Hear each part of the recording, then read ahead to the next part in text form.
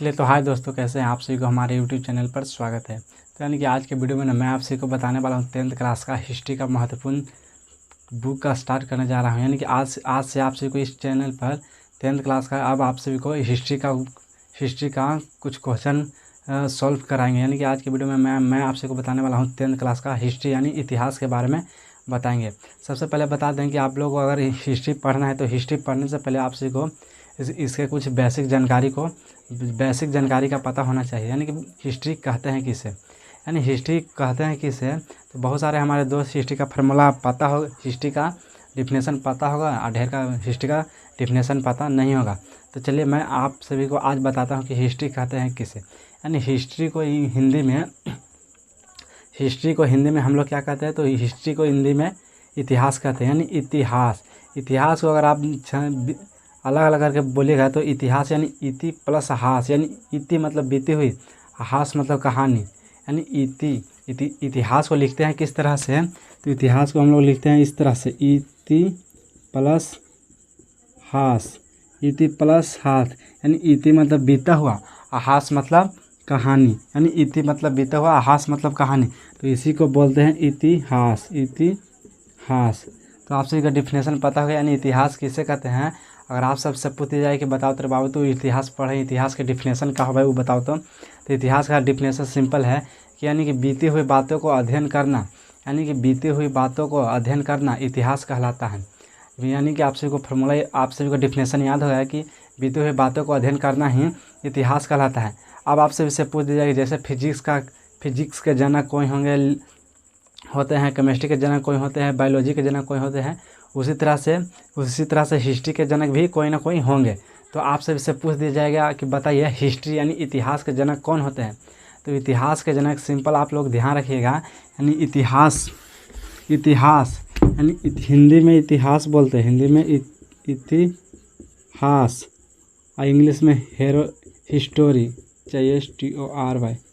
इतिहास को इंग्लिश में हिस्ट्री बोलते हैं, इतिहास को इंग्लिश में हिस्ट्री बोलते हैं। तो एच से हिस्ट्री और एच से हो जाएगा हेरोडोटस,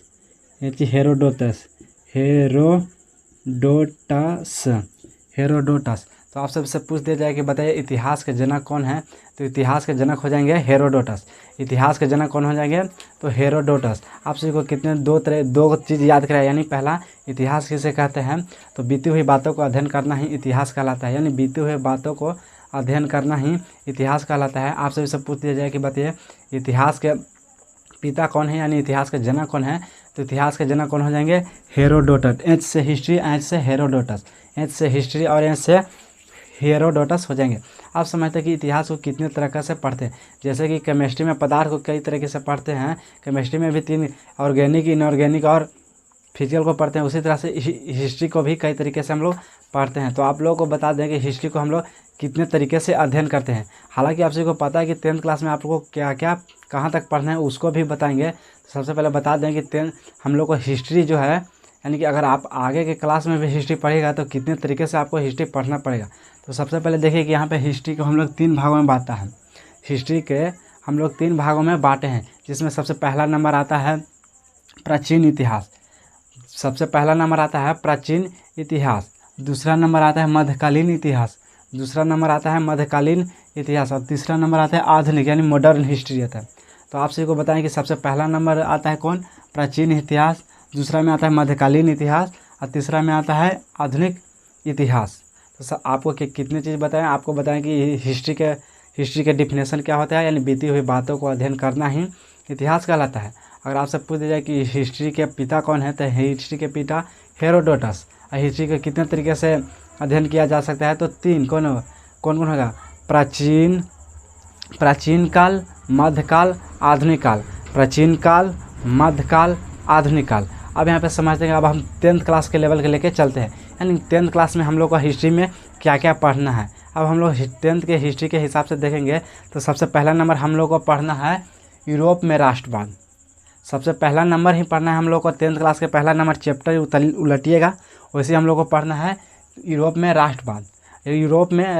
राष्ट्रवाद का मतलब होता है कि आप अपने देश के प्रति निझावर, यानी अपने देश के प्रति काम करने लगा, अपने देश के प्रति सजग हो जाए, यानी कौतूहल की भावना जग जाए, उसे राष्ट्रवाद कहते हैं।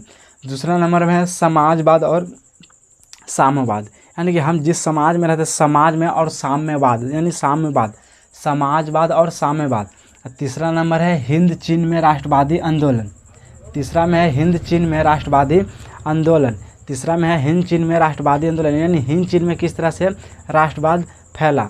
अब चौथा नंबर में है भारत में राष्ट्रवाद, यानी चौथा में है कि भारत में राष्ट्रवाद किस तरह से फैला, यानी कि देखें कि पहला में हम लोग को राष्ट्रवाद, सब में हम लोग को राष्ट्रवाद पढ़ना है, यानी राष्ट्रवाद होता है क्या, इसके बारे में भी हम लोग जानेंगे। अब पाँचवा नंबर में है अर्थव्यवस्था और आजीविका, यानी कि पाँचवा नंबर में है अर्थव्यवस्था, यानी कि जिस देश में रहते हैं उसकी अर्थव्यवस्था क्या है और वहाँ की आजीविका किस तरह से होती है। अगला है छठा नंबर में है शहरीकरण एवं शहरी जीवन, यानी छठा में जब अर्थव्यवस्था सुधर गया तब उसको शहरी जीवन और शहरीकरण एवं शहरी जीवन में किस तरह से हम उसको ढालेंगे, वो है हम लोग को छठा में। अब सतमा में है व्यापार और भूमंडलीकरण, यानी कि व्यापार, जब शहरी जीवन हो गया, जब शहर में बस गए, तब हम लोग को कुछ लेन देन के लिए, कुछ लेन देन करने के लिए हम लोग को कुछ व्यापार की व्यवस्था पड़ेगी, तो उसे कहते हैं व्यापार और भूमंडलीकरण। और आठवां में है प्रेस संस्कृति और राष्ट्रवाद, यानी प्रेस जो हम लोग आज पेपर न्यूज छापते हैं, यानी प्रेस संस्कृति, यानी कि सांस्कृतिक कार्यक्रम, जैसे आप जिस कुछ भी समझ लेते हैं, उसको कहते हैं प्रेस संस्कृति और राष्ट्रवाद। तो आप लोग को हम लोग क्या क्या बताया, आप लोग को बताया कि हिस्ट्री के परिभाषा क्या होता है। तो हिस्ट्री की परिभाषा होता है, इतिहास की परिभाषा होता है बीती हुई बातों को अध्ययन करना ही, बीती हुई बातों का अध्ययन करना ही इतिहास कहलाता है। इतिहास के कितने भागों में बांटा गया है, तो इतिहास को 3, प्राचीन, मध्य, आधुनिक। प्राचीन, मध्य और आधुनिक। हिस्ट्री को कितने भागों में बांटा गया है, तो 3, प्राचीन, मध्य और आधुनिक। अब यहाँ से बता दें कि प्राचीन, मध्य और आधुनिक में बांटा गया है, तो हिस्ट्री के जनक कौन है, तो हिस्ट्री के जनक यानी एच से हिस्ट्री और एच से हेरोडोटस होता है। अगर आपको भी हमारा वीडियो अच्छा लगे तो आप भी हमारे यूट्यूब चैनल को लाइक और सब्सक्राइब करें।